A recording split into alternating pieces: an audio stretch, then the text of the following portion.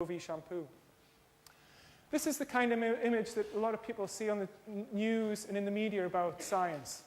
Biology is the 21st century science in many people's eyes, and I think a lot of us have had a lot of CPD in getting us to be able to develop these sort of skills that SAPS has been promoting for years now, and we're using them as second years, culturing agar plates with yeast, and the people's really enjoying that cutting-edge science as they would see it. Some of that biotechnology also leads on to the fermentation of wine, which was bottled. This particular vintage has been laid down until the second year pupils from last year are actually in fourth year, and the teacher who did that class said that they can come back at the end of fourth year and he will open a bottle and they can share it around a thimble each at the end of their standard grade. So that's being laid down till 2012, I think it is. So one of the things is that the cross-curricular label competition brought out the best artists in the class and the best design. So that has been stuck onto the bottles. The global greenhouse tried to concentrate on the science of global warming and climate change. As Mary was saying before, I don't think any of us would want to see any move to a new curriculum diluting the science. And so we've tried to investigate what is this, the data, the evidence, quantitative data about global warming and climate change, and taking quite a critical view on this. It was this last year evolved into a bit of a stushy between the science department and the geography department, where the geography department was obviously saying, well, if you take that graph back hundreds or thousands of years, you'll get a very different picture. And you do, and it was good for discussion, so that you're getting pupils coming up to science saying, oh, my geography teacher says this, and then going back down to geography and saying, oh, the science teacher says this. So the pupils were engaged in that sort of ping-pong of discussion, so it worked quite well. In terms of force and motion, again, one of the best bits from the dynamics in second year is sort of what makes things move and how things keep going. So just a little video clip of a class using the Pascal hovercraft. How many minutes do you think Jake will need to get Brian going? Millions. I think it'll be more than that. It'll be more than the 10? Yep. What does that goes up to 10, does it? And you're going to...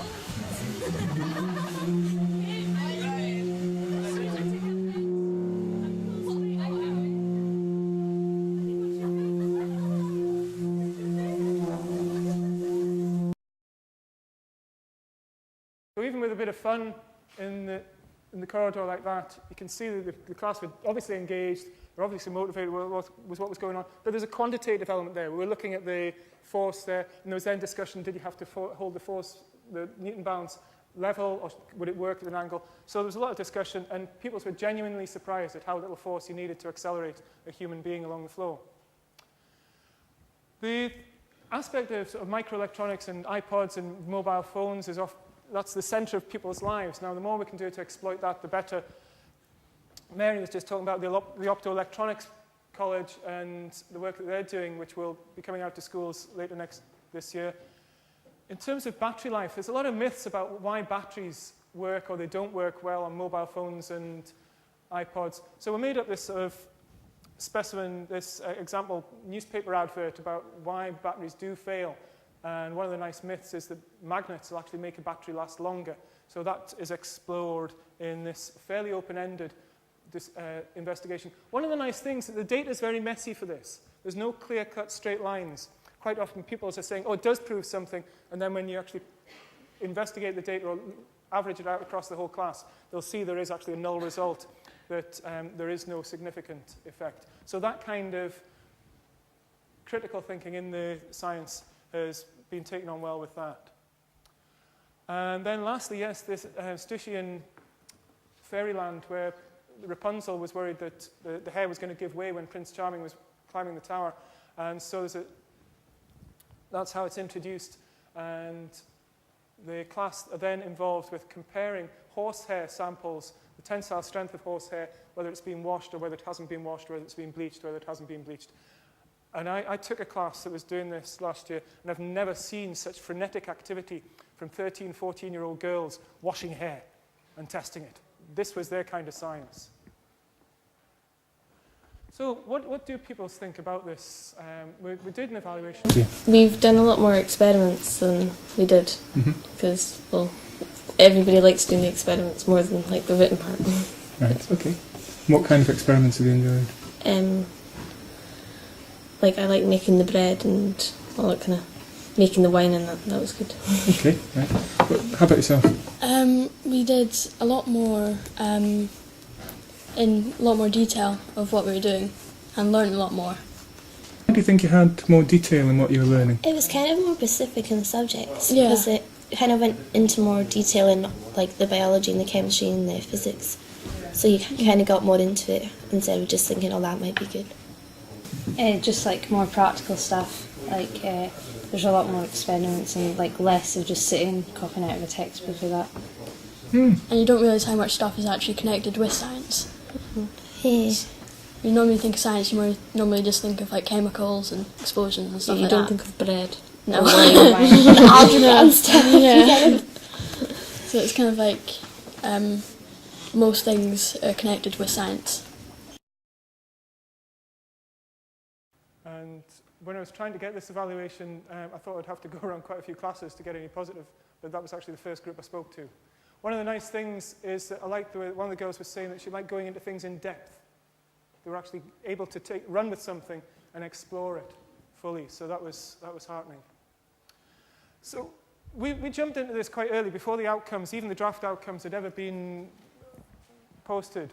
It was a bit possibly there's things that we're going to have to do as a result of the new outcomes, but it allowed us to sort of work out what we had that was good, that we wanted to keep and build on our current resources. Although Mary's saying that there are people working in particular pockets, generally it's not really like 5 to 14 where somebody's a course is going to land on your doorstep in a couple of years' time saying this is the way to do curriculum for excellent science. So it is going to be from the bottom up, and we are going to evolve a lot of our courses in our own schools. So we thought, well, we'll move on it sooner rather than later. There is a greater enjoyment, certainly in the classes, but most of the staff found that it was more the science that they went to teaching for in the first place.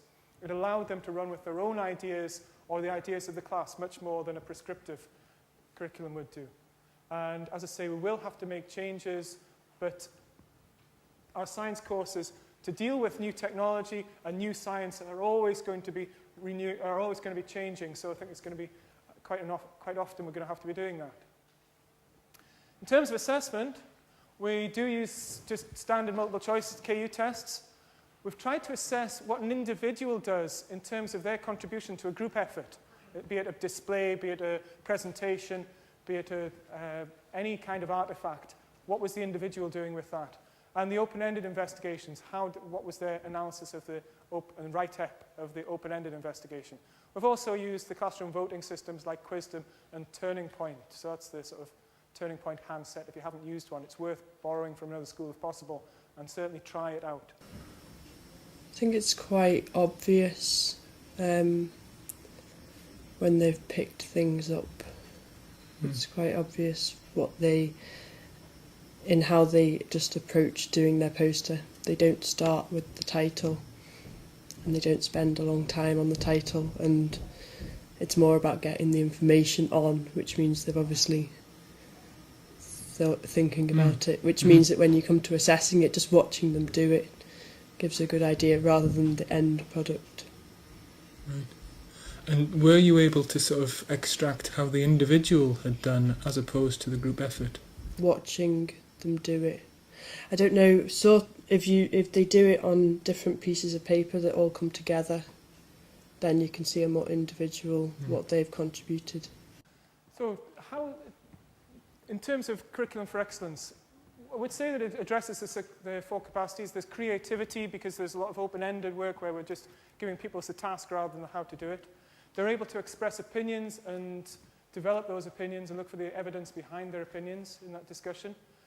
We're looking at the wider impact of science in society, which is the responsible citizen capacity, and also they've got to work well together. The group work is key to them producing a successful product or artifact from this, so that's effective contributors.